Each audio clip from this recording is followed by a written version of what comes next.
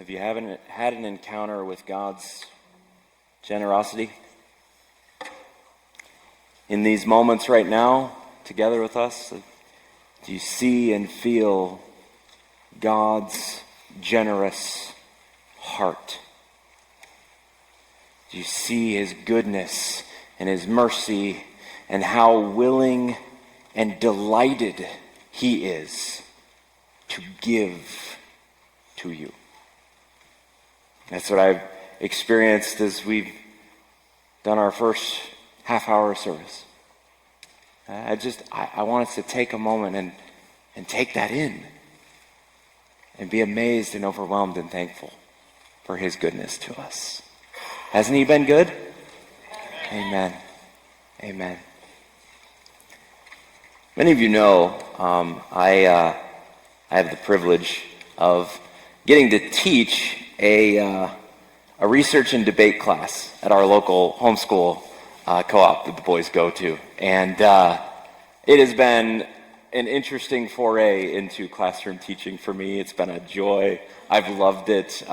Some of your kids are in my class, and it's a joy to see and understand the young people in my classroom, the young adults in my classroom. They have ideas on all the things that are debatable, right? They have those ideas. And one of them that is coming up that is going to be one of the topics that two of them are going to have to debate each other on is acting lying? Now think about that for a second, right? There's a deception involved in some ways in acting, right? Everybody knows that it is the case, so does that make it okay or does it not? So they're going to go head to head and they're going to have this conversation. One gets 5 minutes and the other 5 and then 4 and then 4, and then, right? A fun debate format. Well, our passage this morning brings up a word that has to do with putting on an act, that we might be seen. And thankful to Andy who read the passage for us. If you're not there already, open up to Matthew chapter 6, 1 to 4. Matthew chapter 6, 1 to 4. And in verse 1, it says, "Beware of practicing your righteousness before people in order to be seen by them. For then you will have no reward from your Father who is in heaven." And that's where it starts. And so as we begin chapter 6 here in Matthew, it's shifting from "you've heard it said, but I say to you," to "you have seen it done this way, but I tell you there's a better way to do it." And Jesus is going to address 3 pillars of the Jewish faith. He's going to go right at 3 things that were really important to especially their public practice of the faith. And those 3 things are giving, prayer, and fasting. And Jesus is going to say, you've seen prayer, giving, and fasting done this way, but I tell you to do it a different way. The way you've seen it done. Jesus is going to say to those listening to the Sermon on the Mount and to us, don't do those things in a hypocritical way. In your giving, don't be hypocritical. In your praying, don't be hypocritical. In your fasting, don't be hypocritical. And so we'll start today in that. But I think it has more to tell us than just don't be a hypocrite.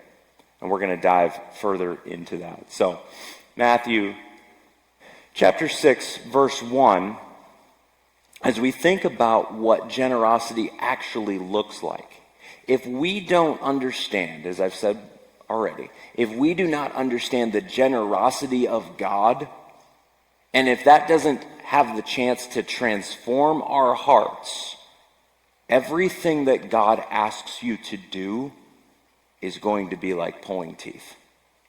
You will not have the reserve and the well to draw from unless you have been deeply satisfied and joyful in light of God's generosity to you. Right? When you know that there's $0 in your bank account and there are 1,000 needs out there, what do? Put your fingers in your ears so you don't hear the needs, because you don't have anything to give to those needs. But if your bank account is full and overflowing and you don't know what to do with it all, and you hear of needs, all of a sudden your heart says, I can meet that need. I can help there. I want to do that. I joyfully want to do that. So that's where we're going. So this passage starts off, and it really, in verse 1, it's getting us to think about the audience that is in front of us when we give, right? When you give to the needy, right? It first starts off, verse 1 here, beware of practicing your righteousness before other people in order to be seen by them. Okay, the introduction sentence here is a lot, right? For then you will have no reward from your Father who is in heaven. I think it's important for us to understand who's the audience. Who's the audience here? Beware of practicing your righteousness before other people. So this word, beware, proseo, is to be alert, to take care, to pay close attention, to give heed to be on watch for. Turn your mind upon and think about why you do righteous things before other people. Jesus is not saying, do not do righteous things in front of other people. That's not what he's saying. In fact, a passage that we just earlier preached on, Matthew 5:16. In the same way, let your light shine before others so that they may see your good works and what? Give glory to who? God. Give glory to your Father who is in heaven. As opposed to this verse, beware of practicing your righteousness before other people in order to be seen by them. To glorify who? Yourself. So it's not doing righteous deeds in front of other people. It's the why behind what you're doing and the whom to which the glory goes. Right? So beware, keep an eye out for, look at why it is and to whom and for whom you are doing those things. And the reality is, right, parading your righteousness before men to make a performance out of it, right? You're often wanting the glory in order to be seen. This word here, right? Beware of practicing your righteousness before other people in order to be seen by them. This word is really interesting. It's the word theathenai, from which we get theatrics, theater, right? It's to be seen. And we often get it wrong when it comes to outward righteousness. We need to be sensitive to God's Spirit, walk in the Spirit, so that we will show when we're tempted to hide and hide when we're tempted to show. Does that make sense?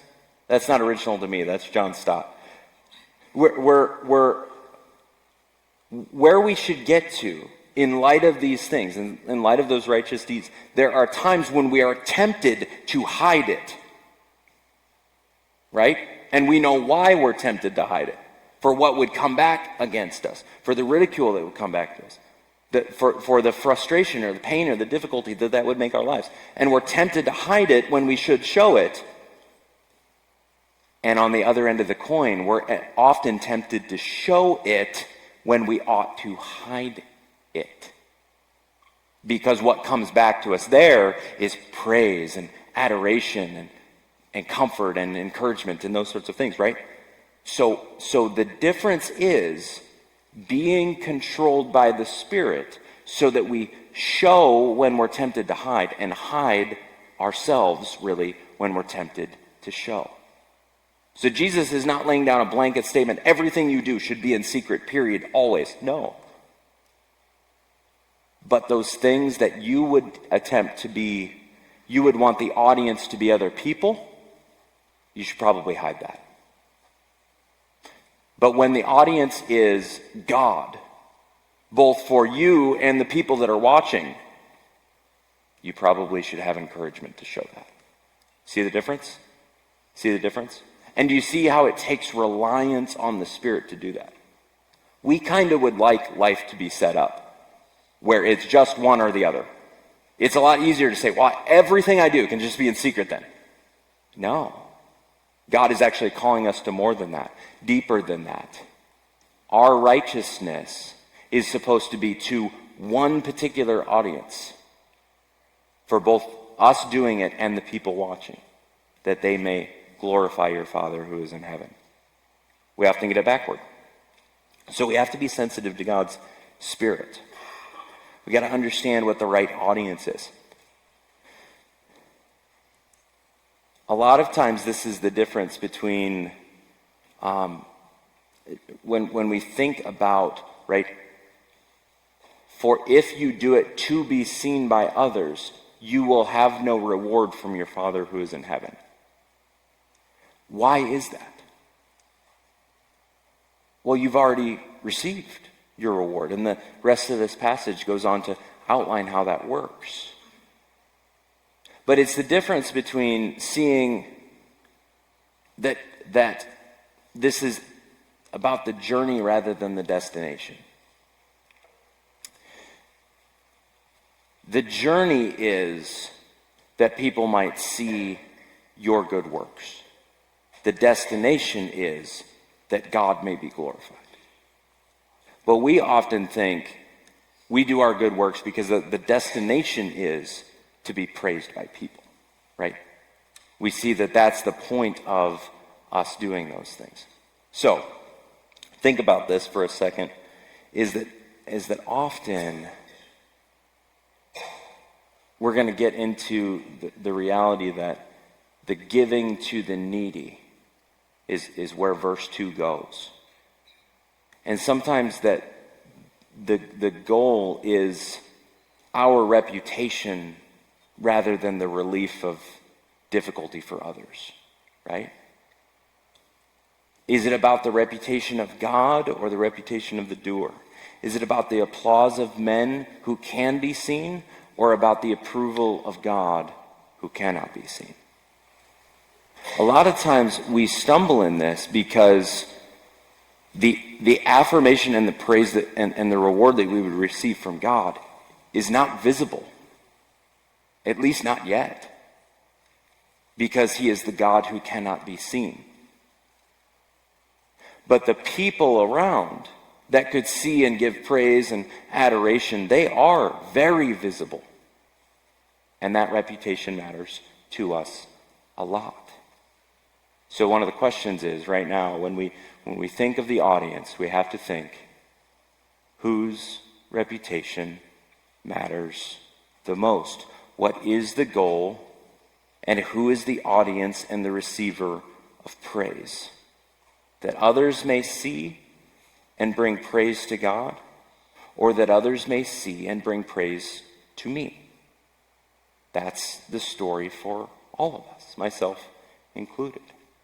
So verse 2 shifts a little bit to focus in more on the reward. Okay? The reward, verse 2.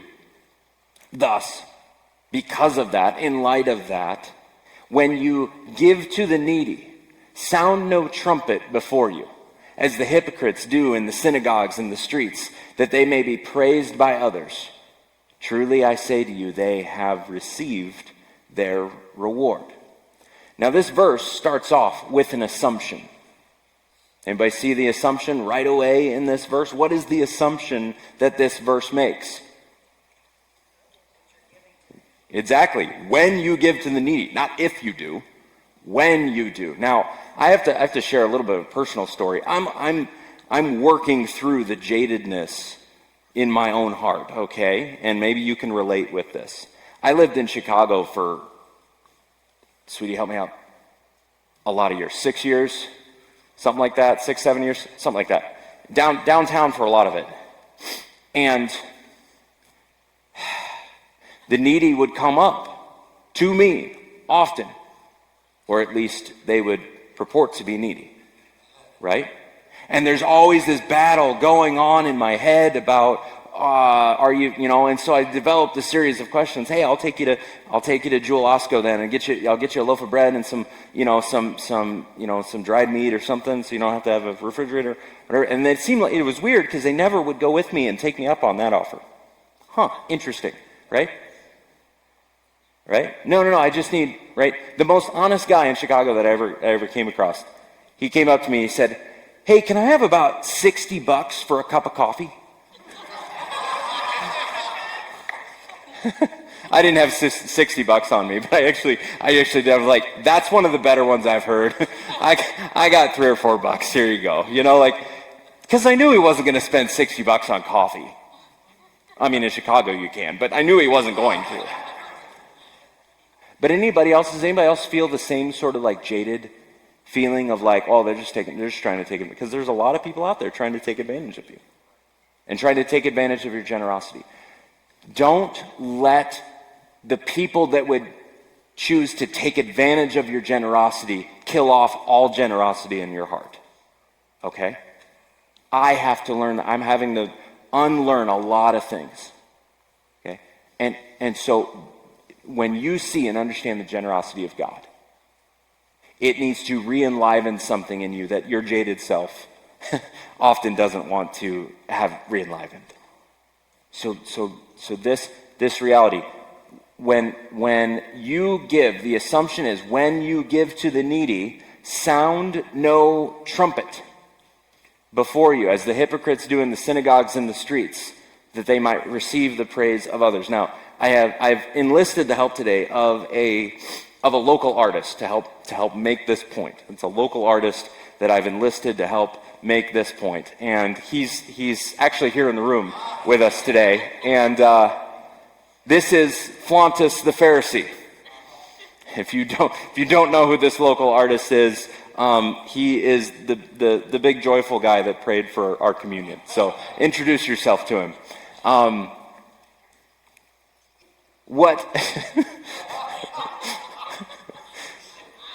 What is Flauntus the Pharisee doing here?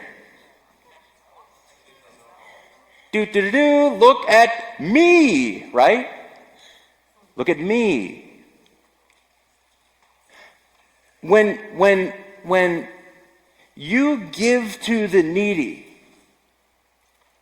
the hope is that your focus is on two things, and neither of them are you. God, who is the real audience here, and relieving the difficulty of those who are needy. Instead, if all of the focus is on you, you've probably actually missed their neediness, and you certainly have missed that audience of one. Because instead you've said, look at me. Sound no trumpet.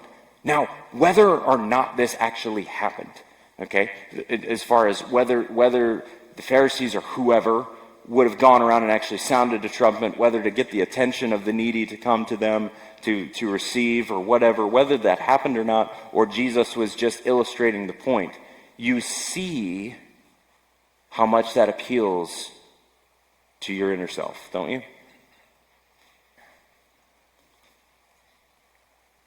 Right? Some of you wouldn't necessarily go around tooting your own horn, quite literally.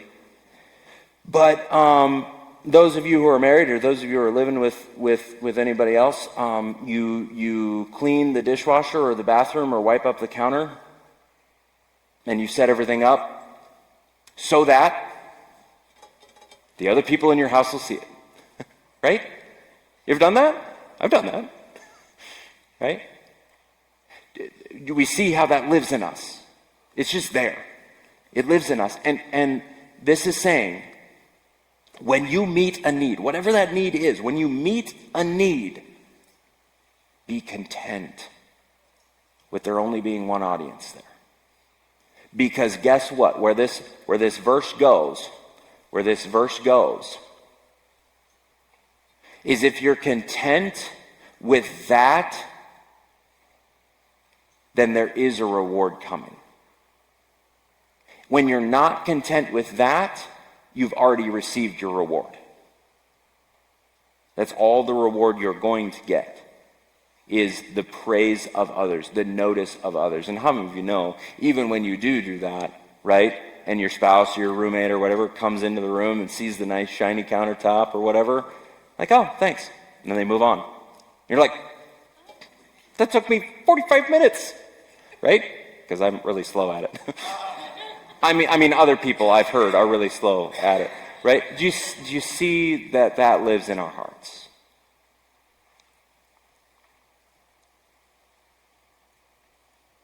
This word, when you give it to the needy, sound no trumpet before you, as the hypocrites do in the synagogues. This is the word for actor. This is the word hupokrinomai, where we get the word hypocrite, for actor. We've put on a face. We've put on a mask. That's not the real us.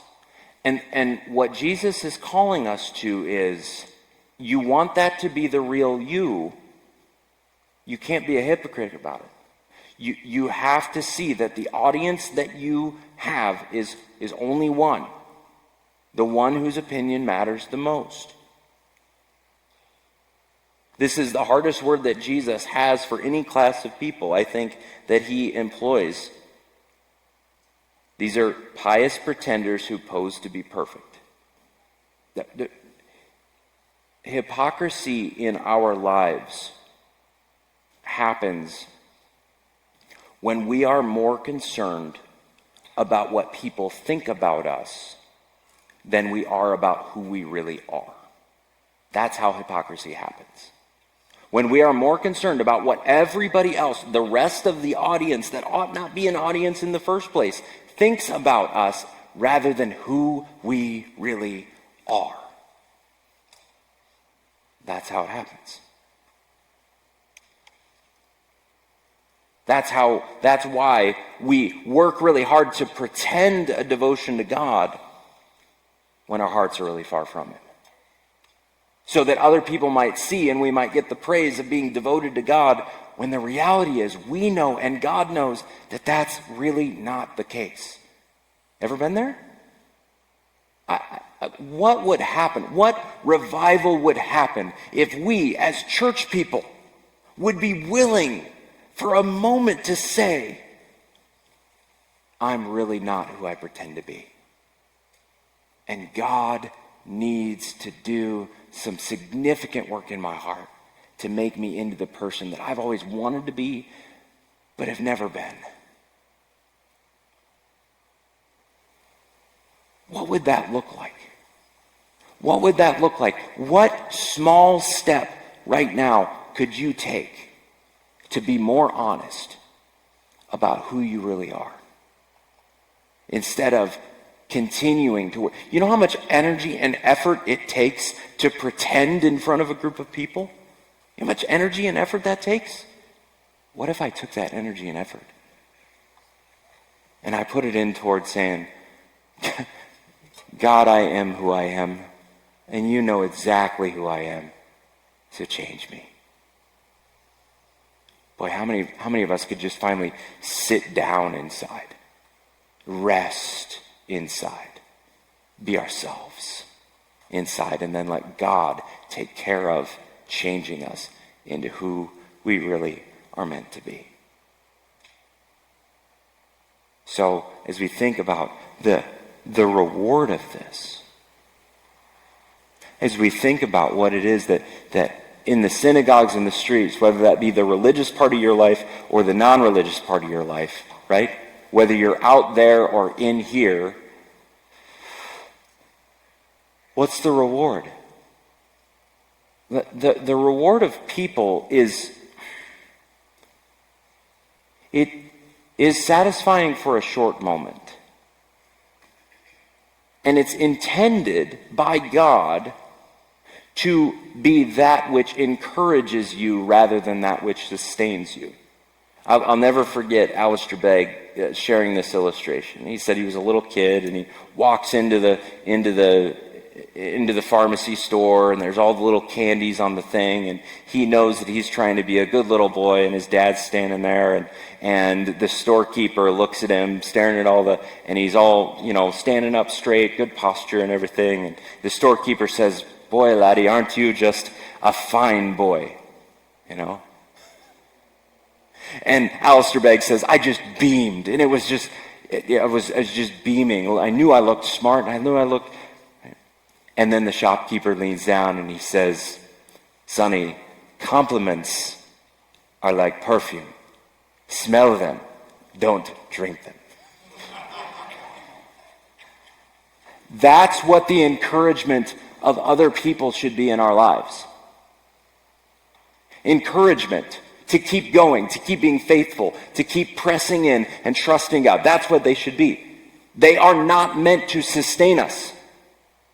They're the aroma of the meal to get us to come to the meal. They are not the meal themselves. Right? The actual sustenance, the actual thing that's satisfying is the well done of your Father. That's what's satisfying. Who knows all things done in secret. Who knows everything. And really, that's where this passage goes. From reward to freedom. From reward to freedom. Here's the reality. When you give to the needy, there it is again, but when you give to the needy, do not let your left hand know what your right hand is doing, so that your giving may be in secret, and your Father who sees in secret will reward you. Let not your left hand know what your right hand is doing. Glad with having God be your only witness, both outside of yourself and everybody that sees or doesn't see what you do, and internally, left hand to right hand. Don't let your right hand be incredibly haughty and drinking in what your left hand is doing. Be able to say, no, this is for God's glory, not for anyone else to see. Both externally, in the people that see it, and internally, in the way that I think about it, what my motives are. Having no division within yourself, being able to avoid the self-congratulatory thoughts that come into your mind when you know you do something good. Take pleasure, not in yourself, but in the God who takes pleasure in what you're doing. You see the difference? Don't take pleasure in yourself in doing it. Take pleasure in the God who sees it and knows it. Direct your worship there. Directing your worship inwardly is about as smart as drinking perfume. Right? A little bit's nice, and it encourages you to go along. But you drink that thing, you're on your way to the ER. Right?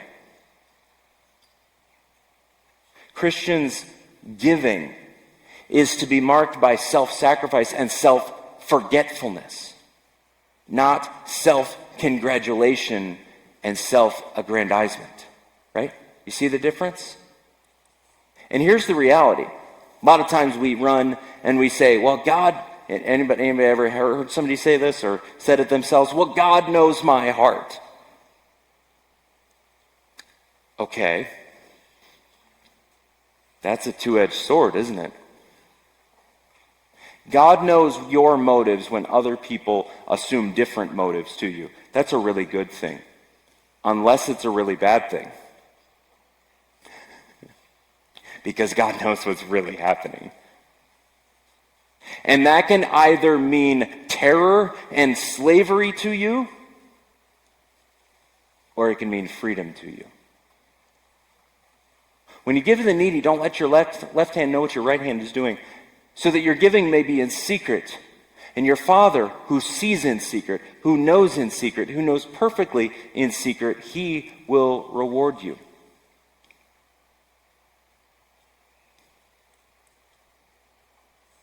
We can really easily turn an act of mercy into an act of vanity, can't we? Who is it that knows you well enough to know who you really are, know all the deepest, darkest things about you, and still comes on the other side saying, that didn't change my mind about you? Do you have someone like that in your life? We just welcomed a couple people into church membership. I hope that they find in this place, and I think that some of them already have, people that can know them to that level and say, there ain't nothing in your life that scares me. Do you know who you have constantly living within you that feels that way about you? God of the universe, by his Spirit, lives in you and says, I know who you really are, and further than you even know about yourself. And it don't change my mind about you. I love you anyway. I see what's going on in secret. I see what's going on in public. And can you picture with me? Can you picture with me the kind of freedom that comes with that kind of life? Where you can be that kind of honest with God about your motives in giving or doing or whatever we do. Can you picture that kind of freedom that comes with a God who knows everything that's going on in your heart, the way that you want so badly for other people to see you and maybe affirm you? The God that sees all of that says, I've already willingly given you that. All that desire for praise and adoration and propping yourself up and people thinking well of you, the God of the universe lives in you and has already given you that. If we believe what we did right here, we believe that God has already given you that. Perfect record and acceptance and love and relationship with the God of the universe has been given to you as a gift, not that you've earned and not that you have to keep intact. God has already given it to you. So why are we living in such a way that we have to gain that from other people? We already have it, my friends. I already have the stability and identity in God through the gospel that I don't have to seek it from any external source. I don't have to think about what people think of me or think of myself. My righteousness and reputation and self-worth and value is no longer wrapped up in the way that others see me, or what they think of me, or even what I think of myself.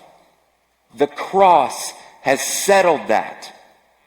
And it's stable, and it's not going anywhere. What I am now called to do is to believe that that is true. To trust, lean into, rely on, put all my weight on the fact that my identity is settled. My acceptance is settled. My joy and my stability are settled, not because of what anybody else thinks of me. And can I add to, not even what you think of you, right? No offense, but right, you can make other people the person on the throne, set an identity and value and worth for you. You can also make yourself that. Neither one of those is a good option. But instead, the God of the universe has given us for free as a gift, that acceptance. So that I don't have to find it in what I give. I don't have to find it in the righteous things I do in front of other people so that they would believe the thing that I don't even believe about myself. Right? Can I get just a little bit are you feeling that? Do you feel this in your own heart? Because, right, I'm the guy standing up here, and those things go on in my heart, and I'm assuming they go on in yours. But this is what God is giving us. This is the gift that he gives us. Don't root your value and your worth in what other people think about you when you give or when you do whatever. Don't root it in what you think of you when you give or do whatever. That's not a hamster wheel you want to live your whole life on. And the gospel sets you free from that. And you can be free from that. So what do we do with this? What do we do with this? First, we got to understand our motivations. God intends us to understand why we're doing things. What is motivating you? And who is the audience that you're performing for? Is it you? Is it others? Or is it the God who sees all and knows all? Second, we have to reset that motivation. It can't be that I'm doing this so that I can gain value, worth, acceptance, salvation, any of those things because of what other people think of me or what I think of myself. And it turns to say, who really deserves the praise and the glory for those things that the Bible assumes I'm going to do? Why do I want it so badly? And what are the ways I'm trying to get it from sources other than God? And lastly, the change that happens in our hearts when we realize that because of the gospel, because of what God has willingly given to us as a gift, and we shift from giving and doing and serving and all the things that we do, we shift from doing it so that we might receive the stability and the joy and the adoration and the praise and the affirmation from other people. We shift from receiving it from that to realizing we already have it from God. What does that motivate our hearts to do? All the things that we're called to do. The giving, the serving, the loving others. All of a sudden, your and my spiritual bank account cannot hold all that has been deposited in it. And it begins to, instead of us white-knuckling every dollar out of that thing that we don't want to give,